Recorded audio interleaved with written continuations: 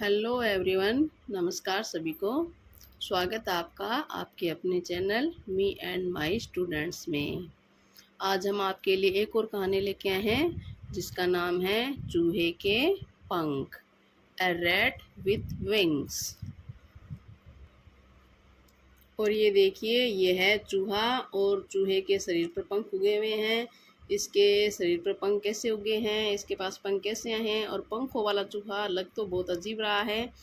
और इसे कैसे मिले ये पंख, और इन्होंने फिर क्या किया, ये आसमान में उड़ा और कितनी उड़ान मिली, और बाद में फिर इसके साथ क्या हुआ, ये सब देखेंगे हम कहानी में। कहानी के अंदर पढ़ेंगे। और कहानी पढ़ने से पहले मैं आपसे कहना चाहती हूँ, अगर आपने अभी तक मेरे चैनल को सब्सक्राइब नहीं किया है तो तुरंत ही सब्सक्राइब कर ले। और ऐसी अच्छी अच्छी कहानियाँ पढ़ने के लिए मेरे चैनल पर आपको अच्छी कहानियाँ उपलब्ध रहेगी। तो जल्दी से जाके सब्सक्राइब कीजिए, अच्छी लगे तो लाइक कीजिए और शेयर कीजिए। तो चलो देखते हैं कहानी में क्या होता है। चूहे के पंख, रैट विथ विंग्स। एक जंगल में दैविक शक्तियों से युक्त एक महान चमत्कारी पेड़ था। अगर कोई उसके नीचे बैठकर कुछ मांगता तो उसकी इच्छा पूरी हो जाती थी। एक दिन एक चूहा आकर उस पेड़ के नीचे बैठा। वह आकाश में ऊंचे उड़ने वाले पक्षियों को बड़ी उत्सुकता से देखता रहा।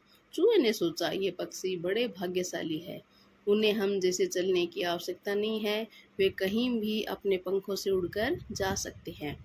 मुझे भी अगर भगवान ने पंख दिया होता तो मैं भी कितना भाग्यशाली होता।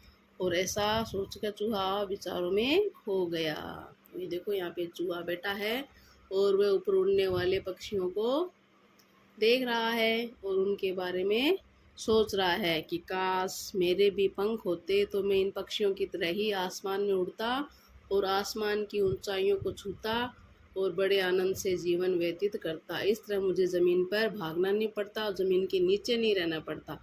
काश मेरे भी पंख होते। और वो उसी पेड़ के नीचे बैठा था जो जो जिस पेड़ के नीचे बैठकर अपनी कोई भी मनोकामना मांगता वो पूरी हो जाती थी। और ऐसा सोचता सोचता अब चूहे के साथ क्या हुआ देखते हैं।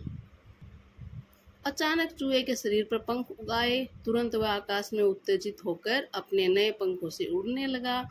उसने पहाड़, पेड़ पौधे देखे। पहाड़ों के चारों ओर गोल गोल घूमता रहा। अब चूहे को मिल गए पंख और उसके लिए तो बहुत ही नई चीज़ थी। और वो जो चाहता था वो उसे मिल गया। और उसके पंख भी बहुत ही अच्छे लग रहे हैं और वो बहुत खुश हुआ। और उसने आगे देखो क्या हुआ, और ये पेड़ है वो जिसने उसकी इच्छा पूर्ण की। अब उसने आसमान में ऊंचाइयां को छूने लगा। इतने में एक गिद्ध इसका पीछा करने लगा। गिद्ध को देख चूहा डर गया। वह काफी तेजी से उड़ने के बावजूद गिद्ध से बहुत दूर नहीं जा पा रहा था। तब चूहा दुखी हुआ कि मैंने सोचा था कि पक्षी भाग्यशाली है, परंतु ऐसे खतरों के बारे में मुझे पता नहीं था। उसने सोचा, पक्षी तो आसमान में उड़ते हैं, उनके लिए कोई खतरा नहीं है, उनको कोई मार नहीं सकता, उनको कोई डरा नहीं सकता। हम जैसे जो ज़मीन में रहते हैं उन पर बहुत सारे शिकारी अब चपटा कर देते हैं, लेकिन यहाँ पर तो आसमान में भी पक्षी सुरक्षित नहीं है।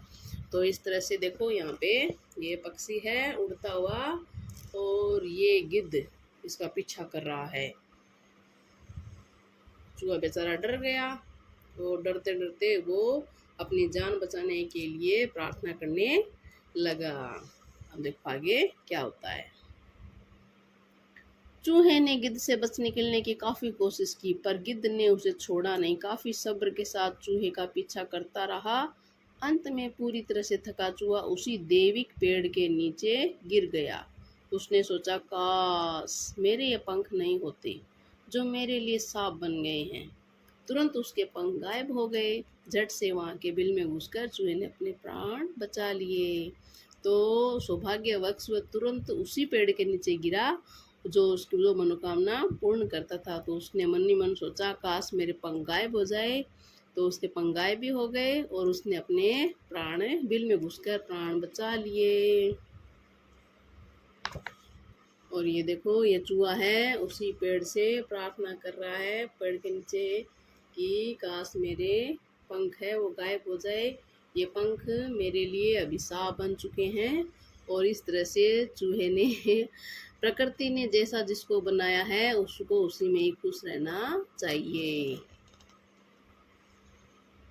तो इस कहानी से हमें शिक्षा मिलती है कि हम जैसे हैं श्रेष्ठ है, सर्वश्रेष्ठ हैं। तो हमें हमारे पास जो भी है उसके लिए हमें संतोष कर लेना चाहिए।